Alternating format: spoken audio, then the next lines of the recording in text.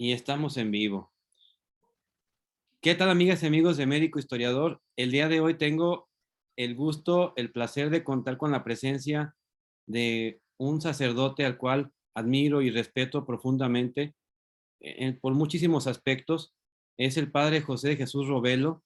Él es originario de un gran lugar, San Sebastián del Álamo, cerquita de San Juan. Es un sacerdote, antes que todo lo académico, muy devoto de la Virgen María y de San Pedro Esqueda, y también de la vida de los santos. Y el día de hoy le pedí al Padre que nos acompañara a platicarnos de un siervo de Dios, actualmente beato, muy poco conocido para muchos en general, que es Fray Reginaldo o Fray Luciano Hernández Ramírez, originario de San Miguel el Alto. Padre Robelo, le doy la más cordial bienvenida, le agradezco el tiempo que nos regala para charlar con usted de este hombre de Dios. Buenas noches, doctor. Buenas noches a todas las personas que nos ven. Gracias por la invitación a compartir con ustedes un poquito sobre la vida de Fray Reginaldo. Y les decía que al principio que Fray Reginaldo es muy poco conocido, por desgracia, en nuestra misma diócesis a veces, en general, o sea, en la parte general por la población.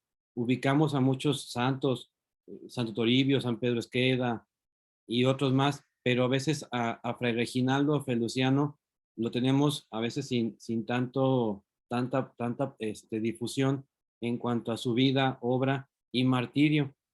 Y es un hombre pues alteño, un típico alteño, y el padre Robelo, diría el padre Jaime Gutiérrez, canónigo de la catedral, el padre Robelo ha sido como el que más ha estado ahí con el dedo en el renglón de contar y de difundir la historia de Fray Reginaldo, y por eso me atreví a pedirle que nos platicara de este hombre. Así que, padre, me gustaría empezar primero pues por el origen de Fray Reginaldo, de Luciano. ¿Por qué los dos nombres incluso? El nombre de pila es Luciano Hernández Ramírez. Reginaldo sería pues el nombre que él elige casi ya al llegar a los 18 años cuando decide ingresar a la Orden de Santo Domingo con los dominicos. Pero su nombre de pila es Luciano Hernández Ramírez. ¿Y nace en San Miguel el Alto, Jalisco? Luciano nació el 7 de enero de 1909 en San Miguel el Alto, hijo de Aniceto Hernández y Vicenta Ramírez. Don Aniceto se casó 2 veces y Luciano es hijo del segundo matrimonio. Fueron de entre los dos matrimonios 10 hermanos y Luciano pues fue el segundo hijo del segundo matrimonio. Lo bautizaron al día siguiente de su nacimiento, el día 8 de enero de 1909, y 6 meses después, el 19 de junio de 1909, fue confirmado por el arzobispo de Guadalajara. La primera comunión vino a recibirla por ahí cuando él tenía 7 años de edad. Más o menos todo pues esto en su parroquia de origen, en San Miguel el Alto. ¿Y cómo transcurre la primera infancia de Fray Reginaldo? Incluso cómo nace la vocación al sacerdocio. Fray Reginaldo o Luciano era pues un niño normal, se educó pues en la escuela parroquial, pero también en la escuela pública. Era un niño pues sí que se acercaba a los sacramentos como la mayoría de la gente de San Miguel. En aquel entonces San Miguel tendría, para que imaginemos un poco, alrededor de 3,000 habitantes. Era un pueblo más o menos grandecito y tenía pues, en ella vivía don Aniceto con su esposa Vicenta, con sus hijos, y se dedicaba al comercio y se dedicaban al campo. Entonces fue un niño que transcurrió su infancia de manera normal, le gustaba el arte, era piadoso, le gustaba también jugar fútbol, era un niño normal, pues, podríamos decirlo. Y que también hay una historia de él, de cómo es su primer acercamiento con el párroco de San Miguel para irse ya de seminarista, ¿no? A muy temprana edad también. Él ingresó al seminario, le llamaban la escuela apostólica, o al menos así los documentos, la Positio así lo define. pero ya desde pequeño mostró inquietudes vocacionales y el párroco pues lo encaminó al Seminario Auxiliar de San Juan de los Lagos. Estamos hablando de 1920, cuando Luciano tendría 11 años de edad. Para esas fechas el seminario tenía casi toda la formación completa. En 1920, si lo recuerdan, el mismo Toribio Romo estaba haciendo en catedral, en la basílica, promesas pues de celibato, ya casi próximo ya a las órdenes. Ya solo fue a Guadalajara 2 años para terminar su formación teológica, pero es interesante que veamos cómo el seminario era completo, desde muchachitos pequeños como Luciano de 11 años hasta los más grandes, y poco a poco pues por la situación social fue reduciendo también su acción y su actividad. Bueno, de San Juan, en su estancia aquí en este seminario de San Juan de los Lagos, ¿se conoce algo de su vida, de su transcurrir en lo académico, en lo social? En lo que yo he leído no he encontrado nada. El secretario del seminario hace algunos años me mostraba algunas fotos. Sería interesante quizás husmear un poquito más en los archivos del seminario para ver si hay aquí en el archivo algo más sobre Luciano. Por lo pronto sí está su nombre, ¿no? Que ingresó al seminario de San Juan en 1920. Usted hacía referencia ahorita a lo que decía el padre Jaime, porque el padre Jaime pues distinguía como alumnos del seminario de San Juan a San Pedro Esqueda, de 1901 a 1908, a Toribio Romo, de 1912 a 1920, a Anacleto, al Beato Anacleto González Flores, de 1908 a 1913, pero dejaba de lado a este Luciano, que fue alumno del seminario. Posiblemente tenemos dato pues de que entró en 1920, posiblemente duró 2, 3 años aquí en San Juan hasta 1923, y pasaría luego a continuar sus estudios a Guadalajara, 1923-1924, y en 1924, ya estando en Guadalajara, pues el gobernador Guadalupe I, con todo este ambiente persecutorio después de la declaración o después de la promulgación de la Constitución de 1917, la iglesia pues empezó a vivir tiempos de persecución cada vez más fuertes. Y en 1924, el gobernador Guadalupe I confiscó el edificio del seminario y los seminaristas tuvieron que regresar a sus pueblos, y entre ellos pues regresó también Luciano a San Miguel el Alto, siendo un muchachito de 15 años. Y ya cuando vuelve a San Miguel, después de este cierre, ¿continúa su formación escondidas como algunos lo hacían o ya se retira del Seminario Diocesano de Guadalajara? Posiblemente ya se retiraba del seminario porque tenía la inquietud de hacerse dominico. Él había conocido a un padre dominico llamado Mariano Navarro, un dominico prominente que lo cautivó para que se hiciera dominico. Entonces ya viendo un poquito y haciendo el cruce de fechas, posiblemente ya Luciano tenía el propósito de entrar al noviciado con los dominicos, pero había la dificultad de que en México no tenían noviciado los dominicos. También había datos de que Luciano tenía una también brillante capacidad intelectual, ¿verdad? Que era también muy, muy brillante en lo académico. Luciano siempre fue muy brillante, y en ese tiempo pues que estuvo en San Miguel, que empezó a expresar ya sus inquietudes de irse a España para continuar su formación como dominico, tuvo que enfrentar algunas dificultades, entre ellas pues la falta de medios económicos para pagar el viaje. Entonces se puso a chambear, a hacer obras de arte, a tallar madera, a pintar algunas cosas para ir recaudando fondos. También otra persona que le vio su capacidad lo invitó y le motivó para que estudiara leyes, pero no sé, como cuando alguien ya se amacha algo, pues se amacha y ya. Entonces él ya tenía claro que quería ser sacerdote.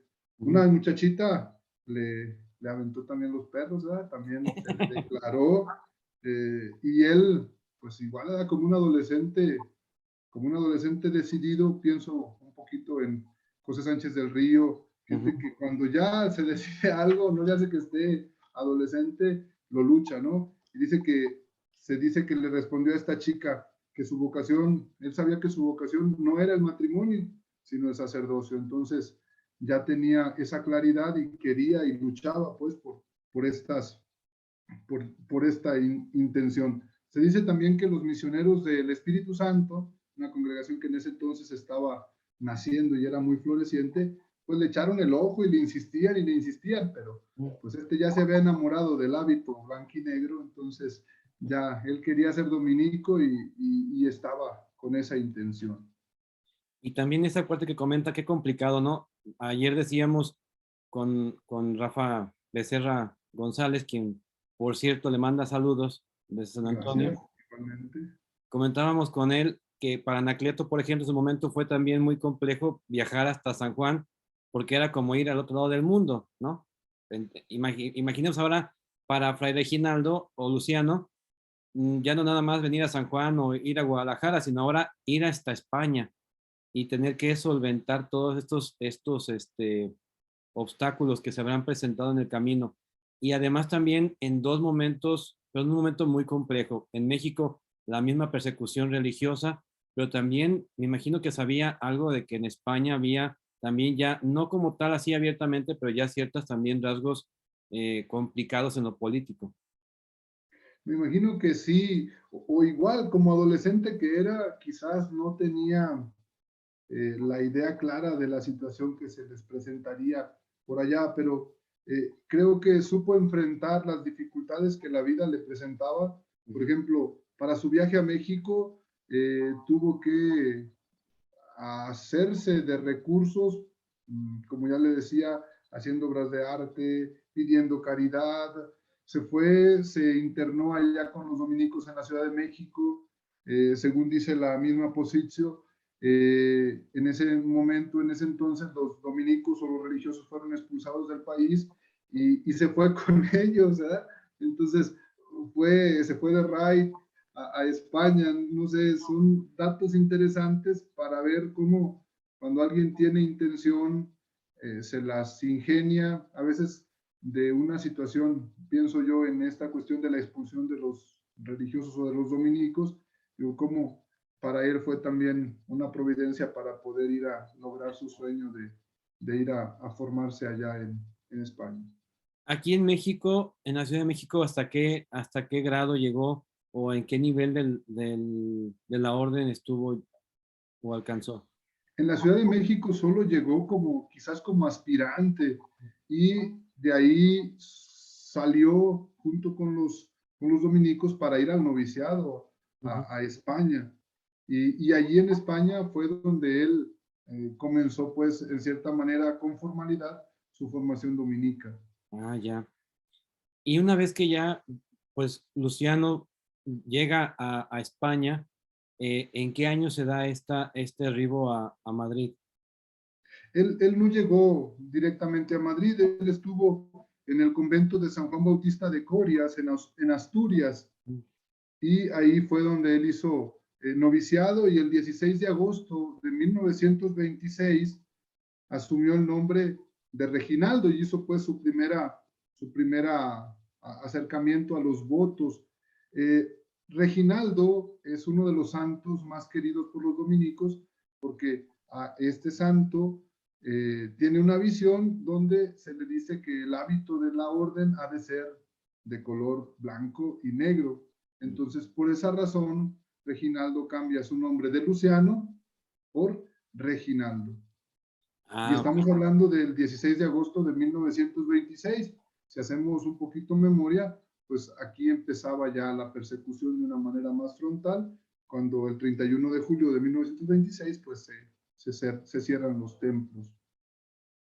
y también ya una vez que se ordena sacerdote, eh, Reginaldo o Luciano, y también continúa su preparación académica, lo que decíamos hace un momento, su capacidad intelectual pues era muy destacada y de esto lo iba también a estudiar, a prepararse en otras áreas, ahí mismo en España. Es interesante ver más o menos la edad. Cuando iba a cumplir 18, cambia de nombre. Ujú, Al año siguiente, el 17 de agosto de 1927, casi a los 19 años, hace votos simples y pues en ese lapso está estudiando la filosofía ahí en ese convento de Corias en Asturias. Hace profesión solemne a los 21 años y 8 meses de edad, ¿verdad? Casi a los 22 años ya se estaba consagrando. Quizás los sacerdotes en ese tiempo, más o menos si pensamos en Santo Toribio, era a los 22 años que se ordenaban presbíteros. ujú. A la misma edad, más o menos, 21 años, 8 meses, el 17 de agosto de 1930, Reginaldo hace votos perpetuos con los dominicos. Y es de ahí, voy a mostrar una foto, Ujú, es de ahí donde se tiene esta foto y quizás la única. ujú. Él se la manda a su padre y es de ese día, precisamente del día que él hace votos solemnes, votos perpetuos, el 17 de agosto de 1930. Dice ahí la foto, que sea mi retrato, Padre mío, un estímulo al amor de Jesús. Y firma Luciano Hernández, 1930. Es conveniente decir, se me había pasado, que él perdió a su mamá cuando era un niño. Ujú. Tenía quizás 9 años cuando 10 años, en 1919, su madre Vicenta Ramírez murió. Entonces, lo que le quedaba solo pues era su padre y por esa razón, pues esa foto tan significativa, la única que tenemos, la dedica pues a su papá en ese día solemne de su profesión perpetua, 17 Y de agosto también de que le tocó estar 1930. solo, ¿verdad? A final de cuentas, en ese momento. ¿Cómo? No entendí. Le toca estar también solo en ese momento, ¿verdad?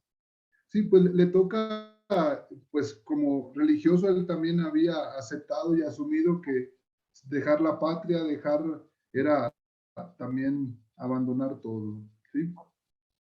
Después después de que termina la filosofía, él es trasladado, ya con votos solemnes, ya como dominico, es trasladado a Salamanca, al convento de San Esteban, donde estudió teología. La gran Universidad de Salamanca fue su alma mater para el estudio teológico.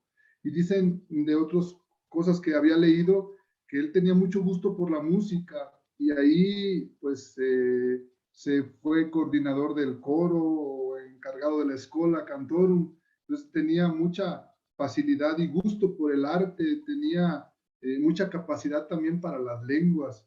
Ujú. Eran de las capacidades más importantes que Fray Reginaldo ya en este momento tenía y ponía al servicio pues de la orden. En Salamanca recibió las órdenes menores y el diaconado de 1931 a 1932. En este momento, ya en España, 1931, comienza la situación de persecución más fuerte, ¿verdad? Comienza esta cuestión de los republicanos que quieren ser progresistas, hay mucho ataque a la iglesia, quema de iglesias, quema de santos. Entonces, el ambiente en el que él decide hacerse sacerdote, estudiar teología, ya era un momento de verdad un poquito, no un poquito, mucho, muy adverso para la fe católica en España. Y también que hay mucho y mucha injerencia de Rusia, de la URSS, de estos rojos en España, ¿verdad? Hubo mucha injerencia y mucho apoyo de Rusia y de México, curiosamente, porque México también había ya, en 1929 se habían firmado los acuerdos, pero la situación seguía muy tensa y también pues con Lázaro Cárdenas la educación pues tendía pues a hacerse socialista y entonces México apoyaba mucho y también motivaba a hacerse un poquito anticatólicos, anticristianos. Y también es la época en la que llegan muchos españoles a México, al revés de Fray Reginaldo. Pues entonces la situación 1931-1932 comienza a ponerse de verdad muy difícil para las personas porque el socialismo empieza como a quererse establecer, empiezan a formarse bandos cada vez más radicales que van a llegar pues a su culmen en 1936, cuando se enfrentan pues los ciudadanos, pues la sociedad civil y se matan entre ellos. ¿Se conoce algo sobre la forma de ser o la personalidad de Fray Reginaldo?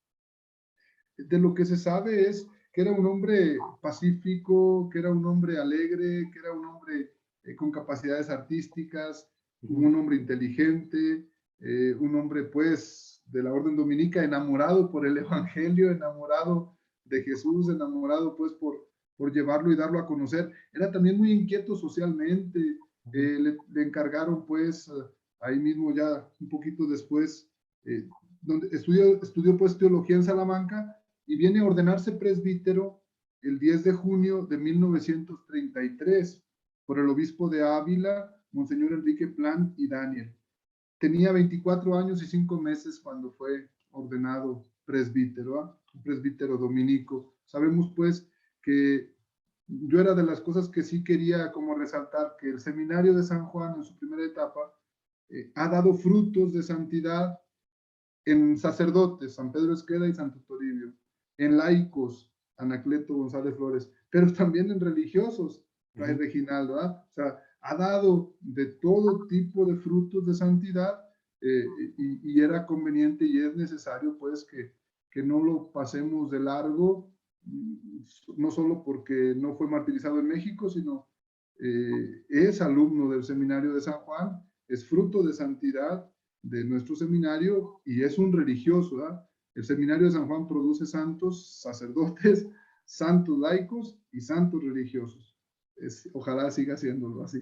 Y también recalcarlo porque estamos por cumplir 50 años como diócesis y también como Seminario Mayor Diocesano de San Juan de los Lagos, aunque tiene más tiempo, no como mayor, sino ya como auxiliar en su momento, un poquito más de 100 años de antigüedad, lo que el padre Robelo, que también además me faltó comentar, es también formador, es profesor, es bueno, tiene muchísimas actividades también dentro de este centro cultural muy importante de nuestra diócesis, de nuestra región, del país, que es nuestro benemérito Seminario Mayor de San Juan de los Lagos, al cual el Padre es parte fundamental, un pilar importantísimo, y que esto que recalca de la vida de estos santos que pasaron por estas aulas de este seminario, es importante dejarlo bien en claro y que todos lo conozcamos y que también valoremos esta parte también que es el corazón de nuestra diócesis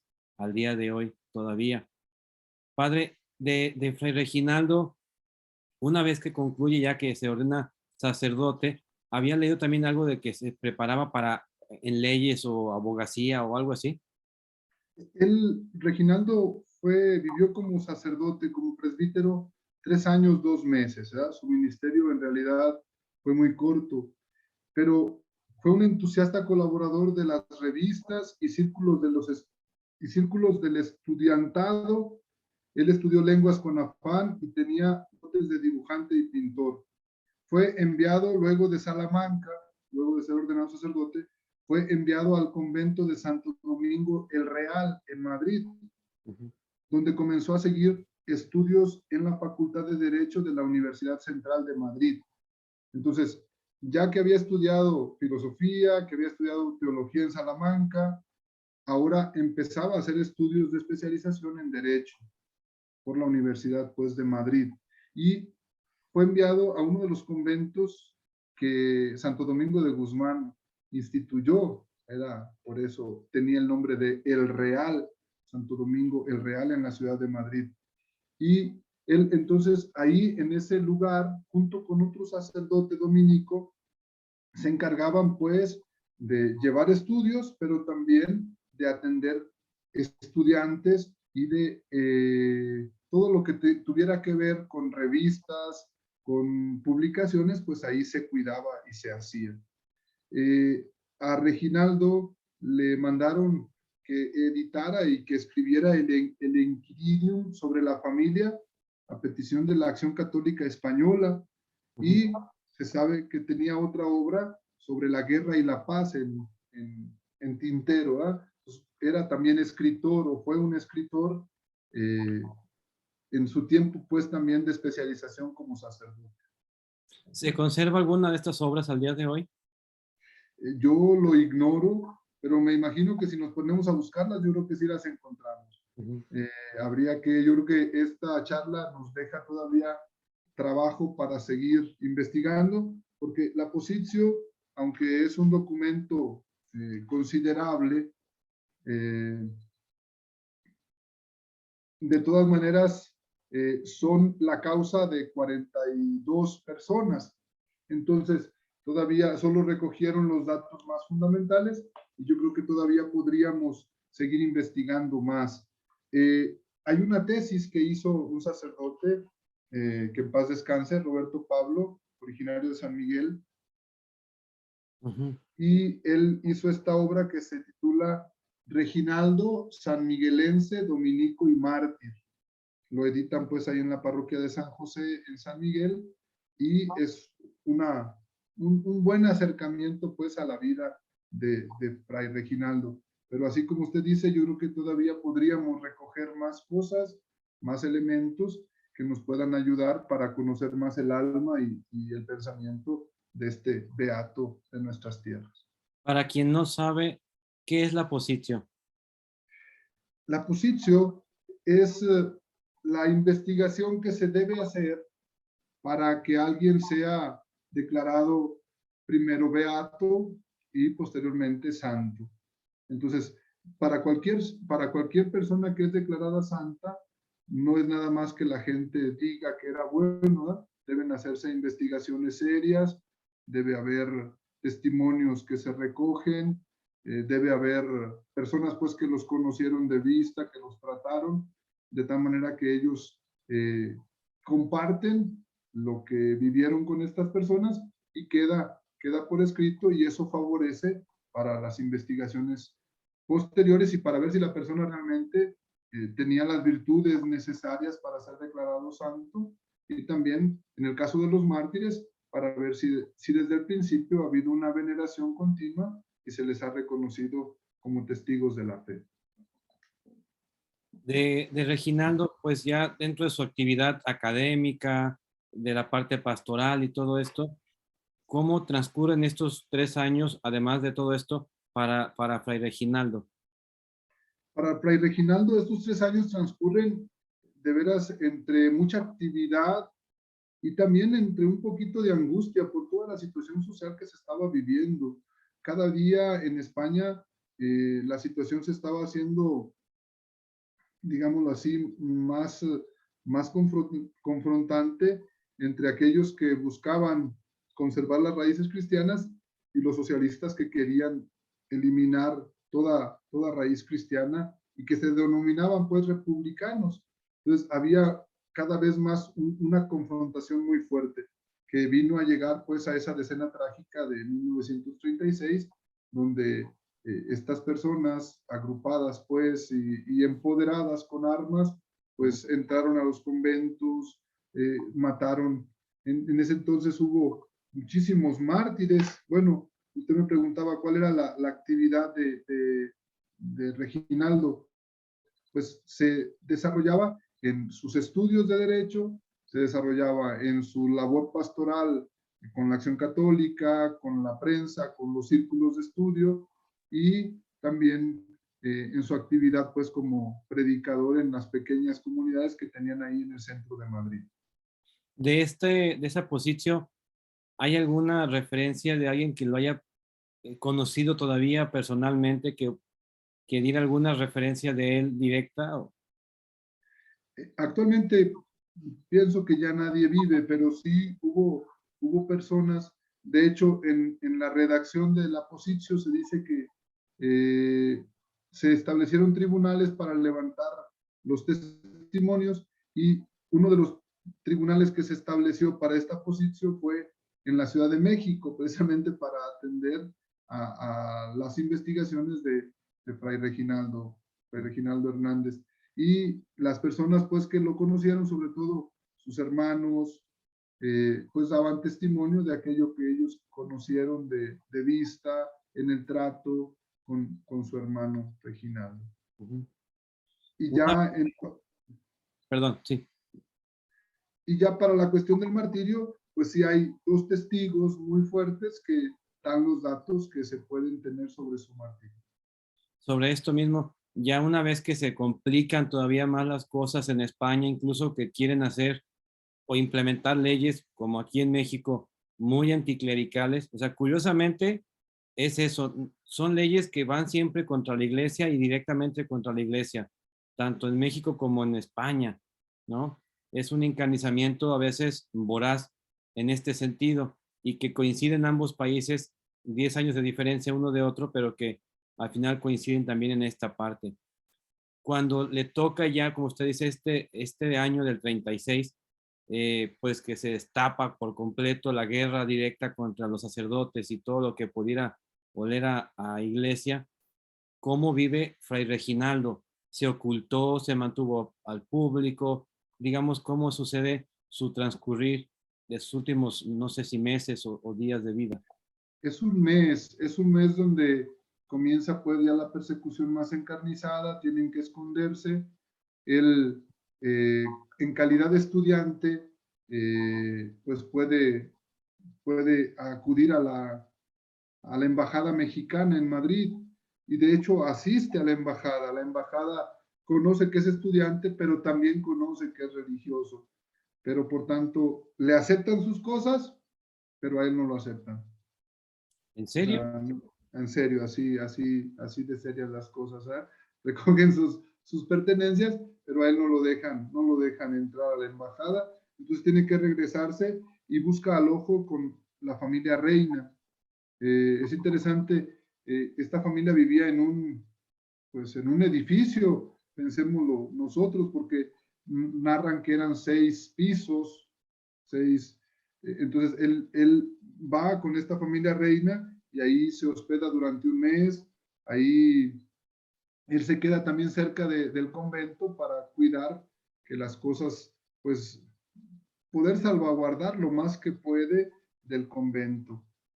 Dice aquí, al desbandarse la comunidad, el padre Reginaldo permaneció en el convento para custodiarlo y poner a salvo lo que podía ser puesto, porque llevaba las insignias de estudiante y era mexicano. O sea, estas dos cosas él pensó que le iban a defender para no morir o para no ser tratado con el mismo rigor. Ujú. Se refugió en la casa de la familia reina, cerca del convento. Ahí había trasladado el Santísimo Sacramento desde la iglesia del Olivar. Estaba dispuesto a morir por Dios y ganar el cielo. Es importante porque algunos en España no quieren como reconocer el martirio de estas personas. Ujú. Pensemos, no son pocos, son más de 10,000 mártires en una semana. O sea, de verdad que fue una cosa muy fuerte. Los que puedan meterse a YouTube y buscar ahí persecución religiosa en España, van a ver videos de todo tipo y la brutalidad, pues, con la que entraban en las casas, en los conventos y destruían todo. Algunos decían, es que estos son situaciones de guerra, pero no, la situación es que ya desde años atrás se venía generando un odio contra la fe católica, contra el cristianismo, se había mandado quitar los crucifijos de las escuelas. O sea, sí había ya una declaración de, no solo de guerra, era una cuestión de todo lo que les resonara como conservador, querían acabar con ello. Pero también aquí había no solo una cuestión de guerra civil, sino de veras de un odio a la fe. Y las personas, los católicos, tanto religiosos como religiosas, sacerdotes, obispos, porque fueron más de 10 obispos, muchísimos sacerdotes, muchísimas religiosas, muchísimos laicos, los que fueron, los que fueron martirizados en una semana. Estamos hablando pues en agosto de 1936. ¿Se sabe por qué se da este encarnizamiento particularmente esta semana? Porque es el momento en el que hay como un empoderamiento de estos que se les llaman los rojos, Ujú. y entonces habían establecido como juntas de gobierno, pequeñas juntas de gobierno, y entonces les habían dado el poder y la autoridad de ellos juzgar. Entonces, por eso mataron a tantos, porque ellos tenían como el poder por parte del gobierno, había una revuelta muy fuerte y entonces por esa razón era como toda la rabia vertida sin ninguna disciplina contra estas personas, ¿eh? Y, Contra generales del ejército y contra cuestiones pues que les representaran algo estable, algo sólido, ¿no? y también recordar que el rey Alfonso XIII, si no me equivoco, huyó de España para dejar el poder ahí en manos de estos rojos, de estos izquierdistas, digamos, ¿no? Sí, y también ya venía también Franco que representaba un poquito la cuestión conservadora o la cuestión nacionalista, ¿verdad? Unos eran republicanos, otros eran nacionalistas. Franco representaba a los nacionalistas que eran, en cierta manera, los que buscaban una república con las raíces sociales y culturales, y los republicanos que querían acabar pues con todo lo que hubiera. Pero Franco poco a poco fue posicionándose y con el apoyo pues de Alemania, de Italia, fue poco a poco venciendo esta resistencia que los rojos hicieron y generaron.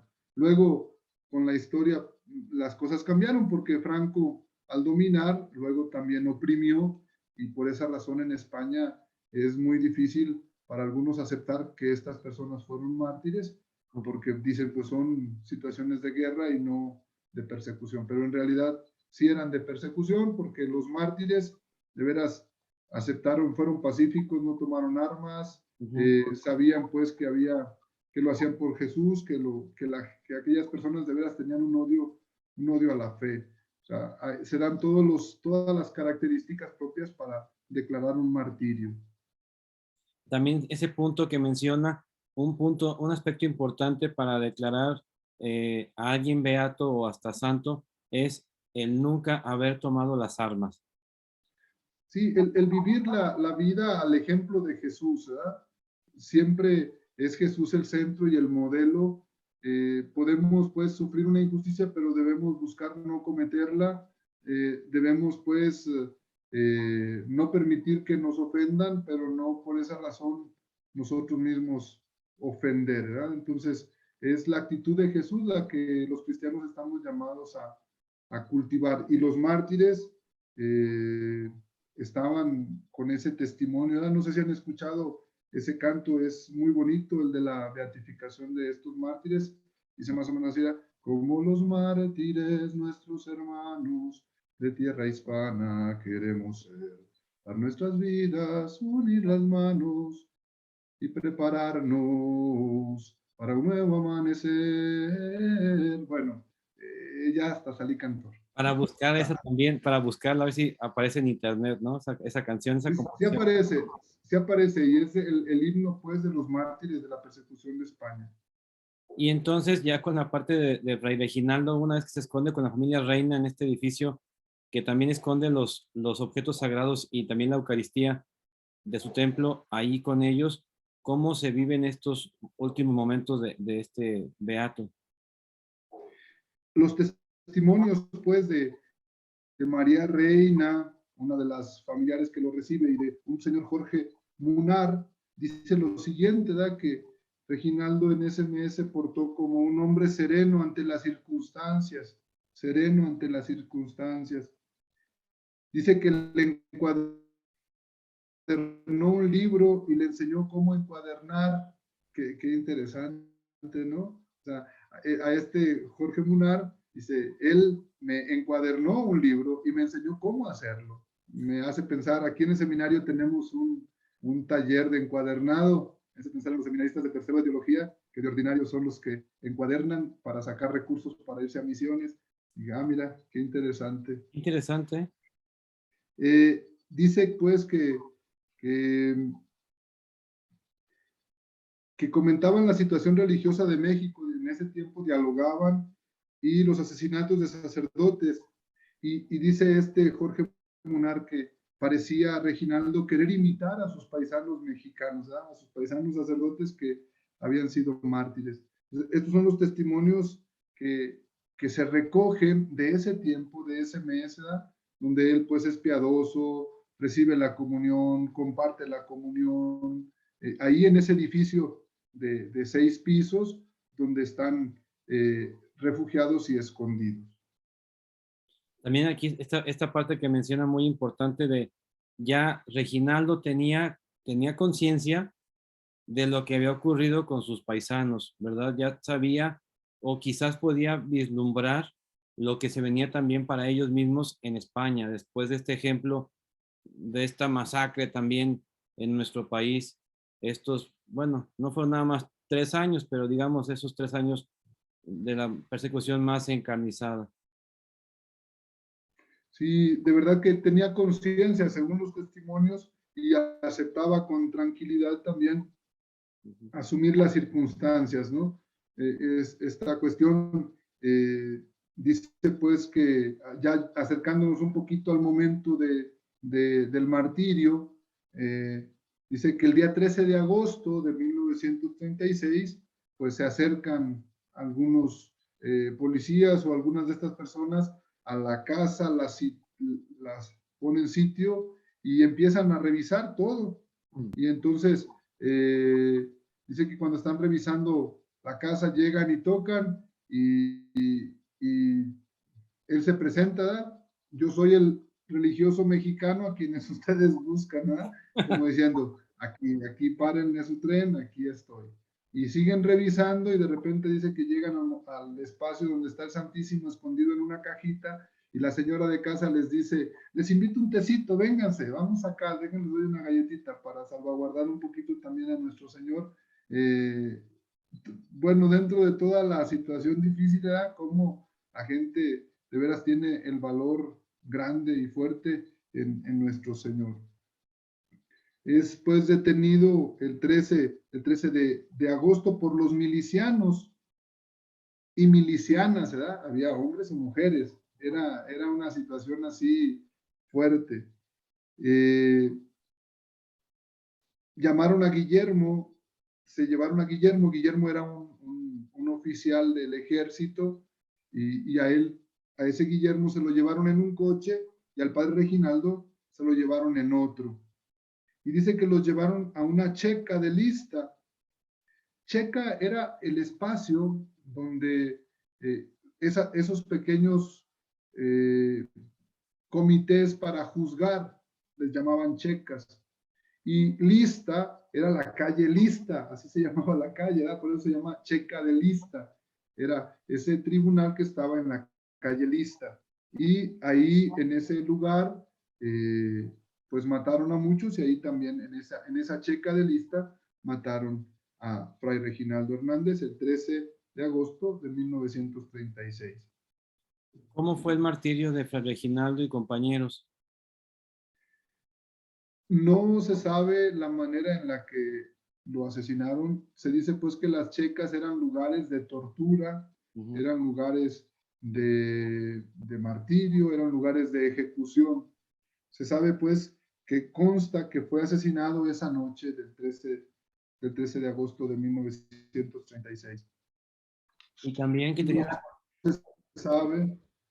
perdón, también que tenían la consigna estos milicianos de no dejar rastros de los cuerpos, ¿verdad? De los que asesinaban ellos. En realidad eran tantísimos los que estaban asesinando y estamos hablando de la ciudad de Madrid, donde habría también muchísimos conventos, muchísimas situaciones. Entonces, con toda la rabia que tenían, pues mataban y quemaban, ¿verdad? Es interesante que en 1931 hay un video por ahí donde sacan de las iglesias las bancas, los santos y hacen todo un montón y les prenden fuego. Dicen que eso que hacían con las cosas en 1931, en 1936 lo hacían con las personas. O sea, poco a poco fueron pues encarnizándose más o llenándose más de odio y de resentimiento y así actuaban, ¿no? Y una vez que es martirizado y asesinado Fray Reginaldo, ¿cómo se da cuenta, no sé, México, la embajada, la familia de esta situación? Dice que una de las señoritas reina, cuando estaban ahí los milicianos, llamó a la embajada para decir que estaba siendo un ciudadano mexicano, estaba siendo eh, atropellado en sus derechos. Entonces, que llegaron los de la embajada, dos se quedaron en la puerta y que los milicianos decían, este es un traidor de su patria y es un traidor de la nuestra y no lo quieren allá y no lo quieren aquí. Y los mismos milicianos decían que el Reginaldo les estaba disparando desde el balcón cuando ellos llegaron. Entonces, estaban levantándole todos estos falsos y por esa razón también las personas que iban de la embajada solo fueron testigos mudos y no hicieron nada para salvaguardar la vida de Reginaldo. ¿Se pudo recuperar algo de los restos o no? De los restos no se tiene ningún indicio, no se sabe dónde quedó, no se sabe qué se hizo. De verdad que la situación en esos días en España, si ustedes van e investigan, ven que esa semana de verdad que fue un verdadero caos, donde no se sabe dónde fue ejecutado y asesinado, se sabe que fue ejecutado porque dicen las actas de la Positio, no volvió nunca al convento, nunca volvió a México, no se sabe dónde más está, esta es la última vez y se tiene pues claridad de que esa noche fue ejecutada. Se corrió la voz de que esa noche fue ejecutado en esa checa de lista de Madrid. ¿Cuándo, Y perdón, ¿cuándo se abre la causa de Fray Reginaldo? ya en 1938, los mismos dominicos ponen en su capítulo general, enlistan a Reginaldo como uno de los ejecutados, de los martirizados en ese tiempo. Entonces, ese es otro de los datos históricos que se tiene para decir realmente fue martirizado. La causa de beatificación o la causa comenzó por ahí en los años 60, que ya comenzaron a recoger todos los datos para meter esta causa de beatificación. Es interesante porque en España hay muchísimos mártires, como les he dicho. Se han canonizado beatificado a más de 1000 de esta persecución y se han canonizado ya a muchísimos más. En la beatificación de Fray Reginaldo, que fue el 28 de octubre del año 2007, se beatificaron a 498 Wow. personas. Y años después, poquitos años después, se volvieron a beatificar a más de 500. Entonces, en un solo bloque ya llevábamos a más de 1000 mártires de la persecución religiosa en España. Y en la actualidad, pues yo creo que sí van más de 1500 los beatificados y canonizados de esta persecución. Entre ellos está otro mexicano, otro alteño, José María Escoto, Fray José María Escoto, de la región de allá de Atotonilco. Él era carmelita, si no me equivoco, y él también, pero él fue martirizado no en Madrid, sino cerca de Barcelona. Entonces, es otro beato que quizás usted tiene ya contemplado seguir conociendo, ¿verdad? Nuestra diócesis, gracias a Dios, tiene 6 mártires santos y 8 mártires beatos. Dice que interesante toda esta información, porque esto es lo que nos debe de invitar a conocer como alteños, como católicos, a profundizar en nuestras raíces y que también recordemos, y lo vuelvo a repetir como lo he hecho en cada programa, esta sangre de mártires, ya sean aquí en nuestra diócesis o allende sus fronteras, es lo que hoy sigue siendo esto que riega nuestra tierra y favorece la gran cantidad todavía, gracias a Dios, de vocaciones al sacerdocio, la vida consagrada, de laicos comprometidos, consagrados, etcétera, gracias a esta herencia que nos han dejado estos hombres y mujeres en defensa de la fe a lo largo de muchísimos años. Sí, debemos agradecer a Dios y también valorar nuestras raíces.